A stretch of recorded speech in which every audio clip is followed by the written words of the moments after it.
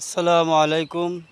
আমি টিকটক এবং ফেসবুকে আপনাদেরকে কিছুদিন ধরে বিরক্ত করতে আসি। ভিডিও এবং বিভিন্ন ধরনের ইসলামিক গান, গজল, হামদ, নাত, কোরআন তেলাওয়াত এগুলা রীতিমতন আমি আপনাদের কাছে আপডেট দিতেছি।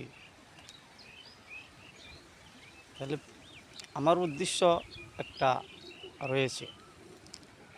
উদ্দেশ্য হইল এই পৃথিবীর মানুষ কী করে আল্লাহকে চিনতে পারে, নবীর হুকমত মানতে পারে, দিনের পথে চলতে পারে, জান্নাত কি জাহান্নাম কি চিনতে পারে, কবর কি চিনতে পারে। এই চিন্তা আমার ভিতরেও, এই জন্যই চাচ্ছি যে পৃথিবীর সবার ভিতরে এই চিন্তাটাই থাক। আল্লাহ পাক রব্বুল আলামিন মানুষকে তো সবসময় সম পরিমাণ জ্ঞান দেন না।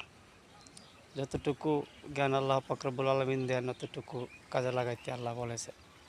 তোমার ভিতরে যদি একটি হাদিস, রসুলের একটি হাদিস যদি তোমার দিলে তাকে, এই হাদিসটা অন্য মুসলমানের কাছে পৌঁছিয়ে দাও, সেটা বলা হচ্ছে। আল্লাহ পাক রব্বুল আলামিন মূর্খ হিসাবে যতটুকু আমার ভিতরে রেখেছেন ততটুকু আপনাদের কাছে বীরস্ত্র উপস্থাপন করব যতদিন আয়তে বেঁচে থাকি। ইসলাম আমরা কী জিনিস সেটা আমরা বুঝব।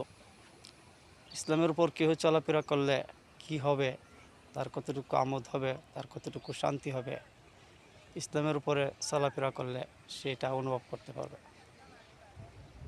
শান্তি জিনিসটা শুধু ইসলামের ভিতরে আছে। মুখে বললে শান্তি হয় না, শান্তির কিছু কাজ আছে। এই কাজগুলো যদি কেউ করতে পারে, শান্তি কী জিনিস সে অনুভব করতে পারবে।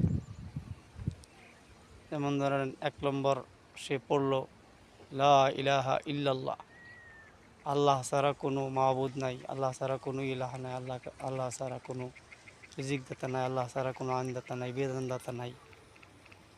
এই সব সে মানে, তার একটা আকীদা তৈরি হয়েছে, ঈমান তৈরি হয়েছে।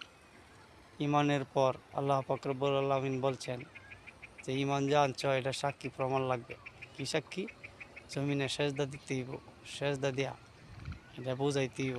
এটা হচ্ছে কলম, কপাল হচ্ছে কলম, জমিন হয়েছে খাতা। এই সেজদা দিয়ে বুঝাইতে হইব। আচ্ছা ঠিক আছে, মসজিদে যাবো, সেজদা দিব, সেজদা দিয়ে বোঝাবো, এভাবে বুঝাইতে হইব।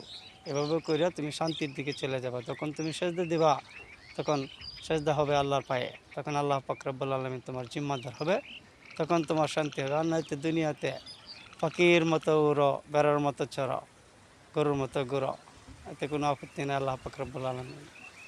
দুনিয়াতে যদি কিনে তুমি থাকতে চাও, এক আল্লাহর হুকমত নিয়ে থাকতে হবে।